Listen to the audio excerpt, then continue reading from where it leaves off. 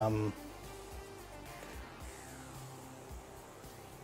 do I need to create bytecode? Because this compiler won't work without it. I mean, that's the shortest answer I can give.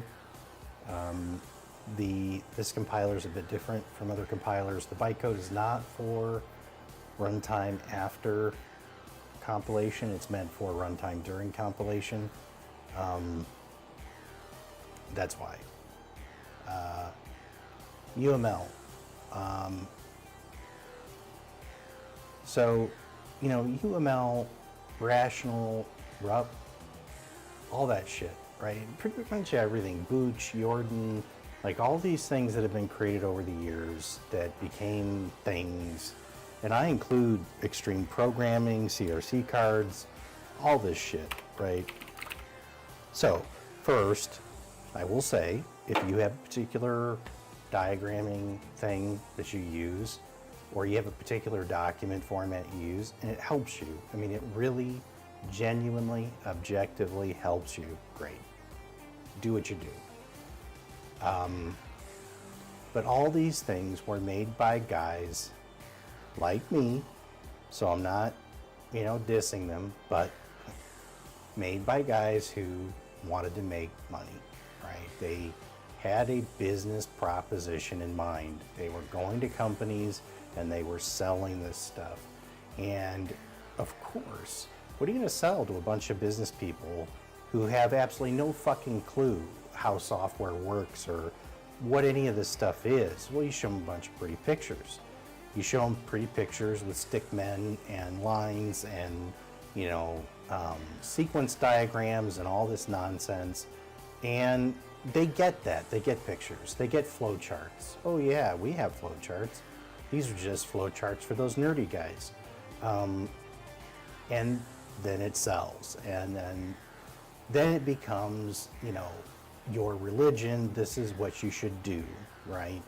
This is how you should work.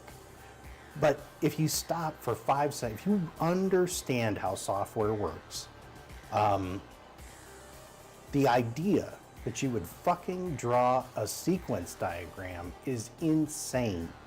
And I will admit to the fact that I've told some companies that in the past, right? And when clients have insisted that they absolutely have to have a sequence diagram, I write the code and then generate the fucking diagram. Because, and then, of all total ironies, it's too noisy. There's too much data then. Then they can't follow the picture. So, now,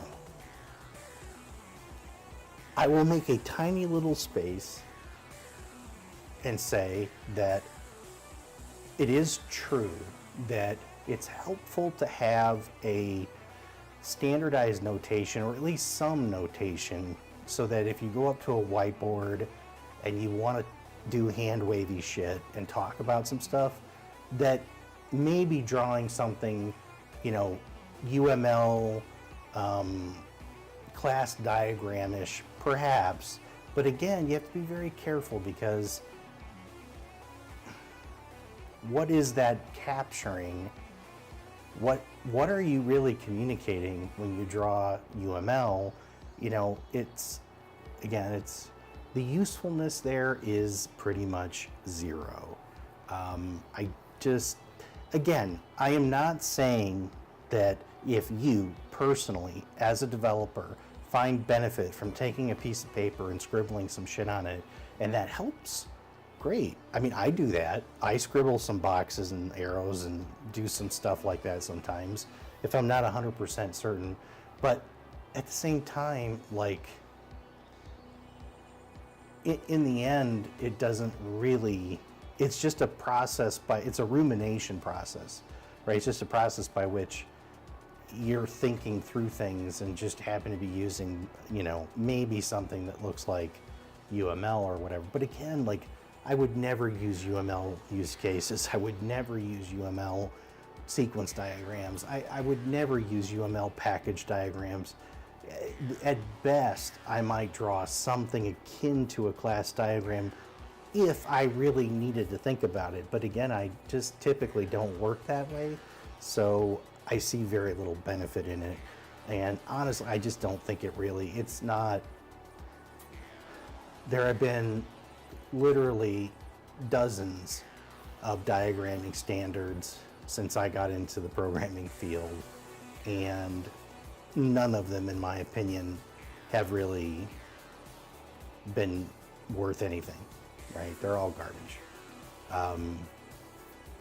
So Microbic Music says, I take it you don't like Agile. I have a firm distaste for Agile. I was thinking about this yesterday, and I don't even know where to start. I mean, again, it's like Agile has become this religion, right? It's become this, just like waterfall before it, just like, it was waterfall, then it was RUP, then it was clean room, then it was Agile. They're just, and even if you grant that the methodology, if done properly, right, if the engineers are allowed to do their thing, then I still have significant doubts about any of it, right? And so, like Scrum. Now, Scrum, historically, is quite old. And Scrum always has essentially been a management methodology. I mean, Scrum has no real technical practices in it. What Scrum will say is, well, we leave that up to the team. But in most environments, you've just now basically said, all you people on this Scrum team, you're slaves.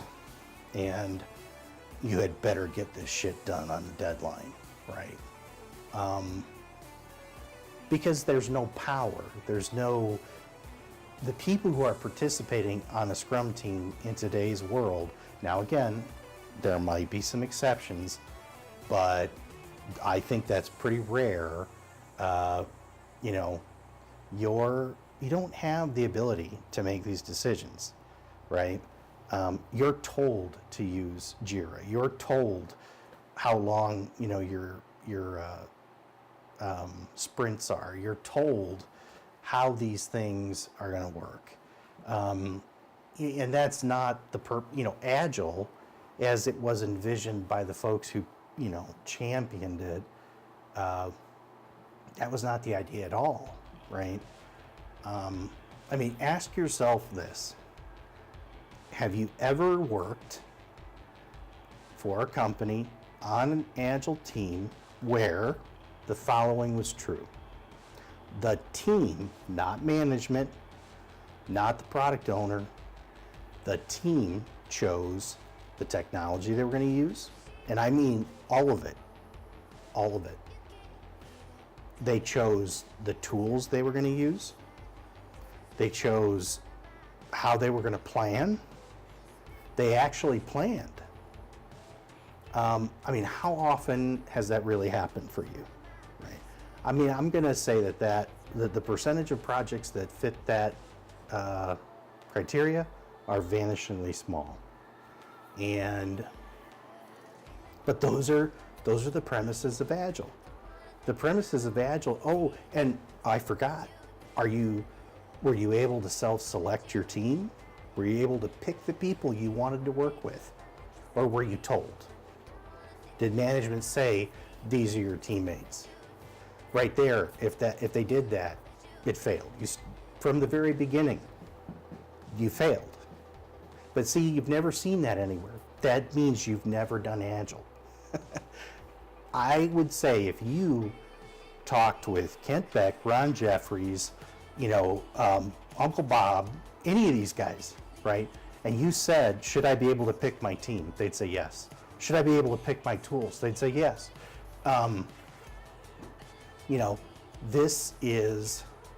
These are the premises behind Agile, and no one does them, right? So on the one hand, what Agile really is, nobody does. So right there, I have massive cognitive dissonance. And then all the other shit that ends up happening is, it's just garbage, right?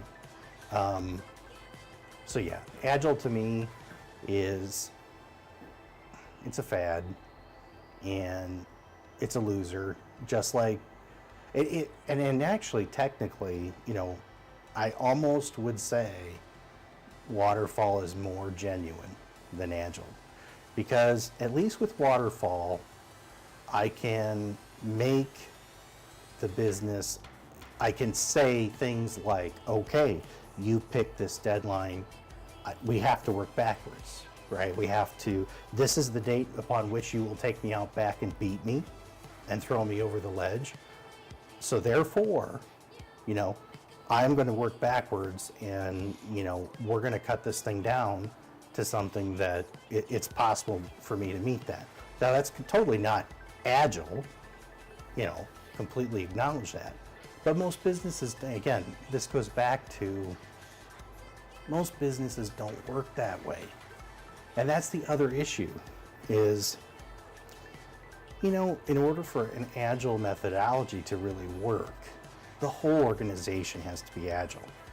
You can't have the situation where you're working at company X, you're working on a piece of software for product Y, and while you're playing Agile and pretending that there are no deadlines and you're just working from sprint to sprint to sprint and you're delivering value as you go, and when it gets done, it gets done. And in the meantime, the marketing department of Company X just spent $25 million on a bunch of print and TV and internet advertising that has specific dates. Right? And those dates can't be renegotiated, they can't be changed. Or you work for a company that releases products for the Christmas season, and they always release products for the Christmas season. And you cannot negotiate that, right? And they still come to you and say, build this thing that, we have absolutely no idea how to build or what it is, but it's got to be done in November. You have 4 months, good luck. That's a priori, that is not Agile, right? And the problem is, a lot of the business world works that way. That's just the nature of the beast. And so there's automatically this disconnect between, what all the methodologists and consultants are telling you should happen and the reality of the world. And I just have grown to the point where I'm very leery of anything that ignores hard physical reality. If the reality is that you are not working for a research company, you're working for a company that probably has deliverables, and therefore they will probably impose impossible deadlines on you. And they will argue with you over how much scope you can control, right? All the way up until the very end. So right there, you're not going to, you're not going to make it. So, Lord Bourne says this all sounds like some philosophy, like just get the job done. So, it used to be that way. I remember having jobs and working with clients. Now, this was admittedly a very long time ago, where the shit that happens today didn't happen back then. And the mentality really was kind of just get it done. Now, there were still deadlines, and there were still impossibilities, and there were still things that weren't ideal there. But the problem is, I think if I go back far enough in my career, companies just hadn't yet made this decision that, we programmers were fucking them over, right? They hadn't quite yet made that decision that, these guys can just never estimate, and they can never get shit done, and fuck them. And somewhere, probably in the mid 90s, maybe the early 90s, 93, 94 at the earliest, somewhere in there, companies, their attitudes shifted, right? And it became, these guys are out of control, and they're these nerdy, socially awkward, crybabies, and we have to control them, right? We have to corral them. We have to, force them to do what we want them to do. And I think that was kind of the beginning of the pain, right? And ironically, that is, when you look at the Agile Manifesto, when you look at what happened with that group of guys, and I think there were a couple gals, in early 2001 or 2000, when they did that, that came out of the utter hell that unfolded when companies made this kind of shift in their attitude towards software development projects, and companies just went insane. And again, things like RUP and all sorts of nonsense became literally the draconian law of how this shit should happen, and it was a disaster, right? And yeah, and as far as I'm concerned, we just haven't recovered from any of that. It's just gotten worse, and it's gotten worse in a different, twisted, weird 2018 sort of way, 21st century sort of way.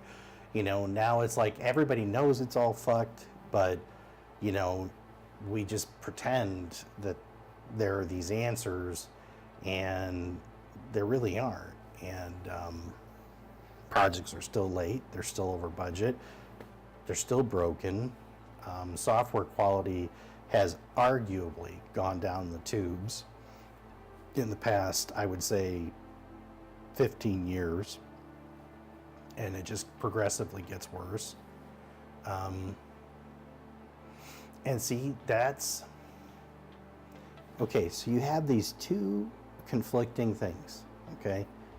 And I'm going to use a doctor as an example here. So a doctor, a medical doctor, as a profession, their oath, at least in the United States, is, first, do no harm. And I think that's pretty much universal premise in medicine, okay? So the before money, before profit, theoretically, before any of this other stuff, right? The very first, the preeminent goal of a medical practitioner in the modern world is to not harm their patients, treat their patient, right? Now,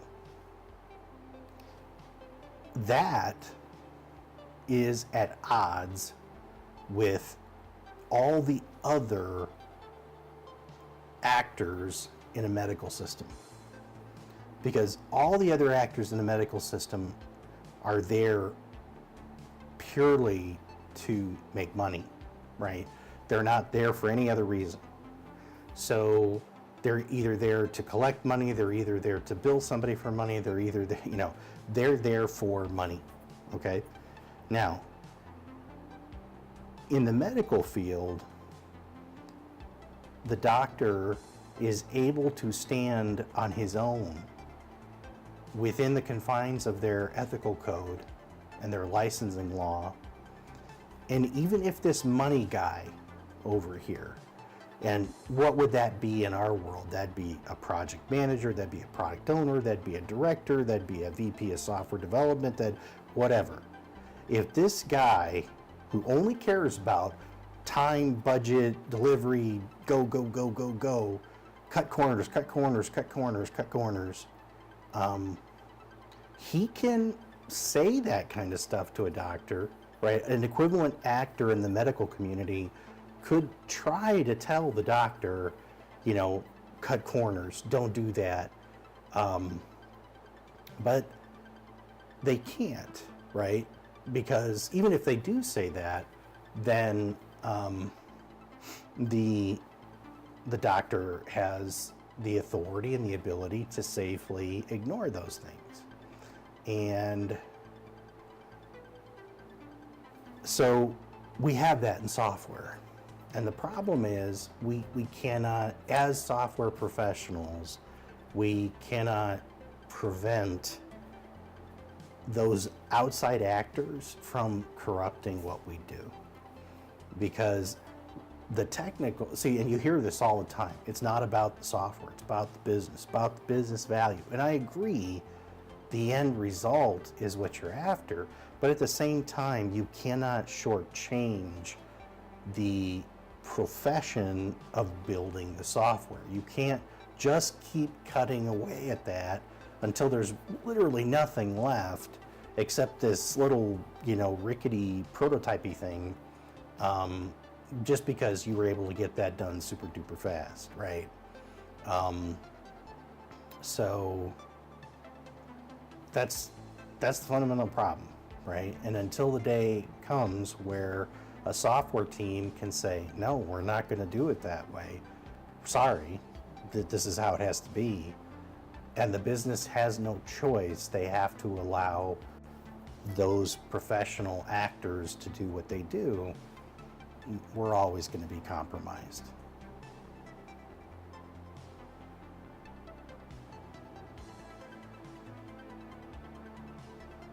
Bugshot says, will we have a technology collapse at some point?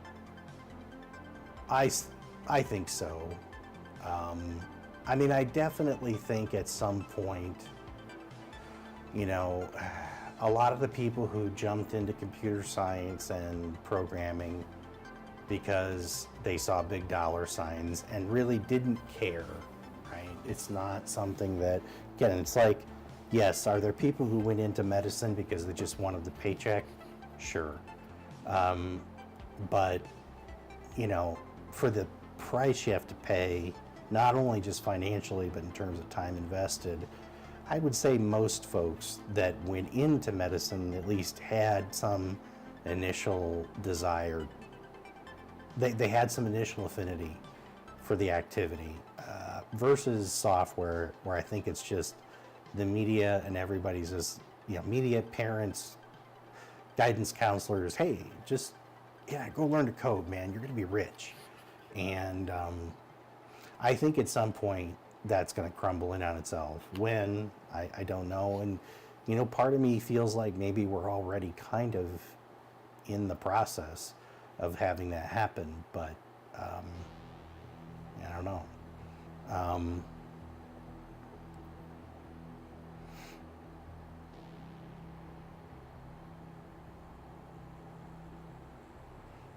Yeah, the time constraint, again, and we have no way of saying, it's very difficult to negotiate the iron triangle, right?